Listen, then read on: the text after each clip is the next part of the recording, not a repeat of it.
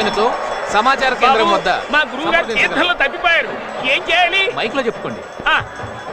యావత్ భక్తులకు విజ్ఞప్తి, మా గురువు గారైనటువంటి శ్రీ టీవీఎస్ పండు శాస్త్రి గారు తప్పిపోయారు.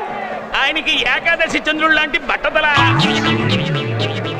భద్రాచలం దేవస్థానం వారు ఉచితంగా ఇచ్చిన ధోవతి, అన్నవరం దేవస్థానం వారు ఫ్రీగా ఇచ్చిన దృశ్యాలుగా ఒంటిని ఆయన్ని చూస్తే ఒక మహాపండితుడు బ్రహ్మజ్ఞానిని ఎవడు అనుకోడు.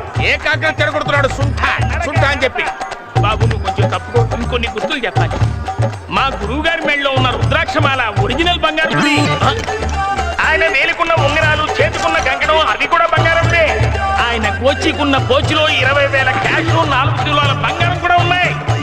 ఆయన ముహూర్తం పెట్టించుకుని నామినేషన్ వేసిన వాడు దేశ నాయకుడు అవుతాడు.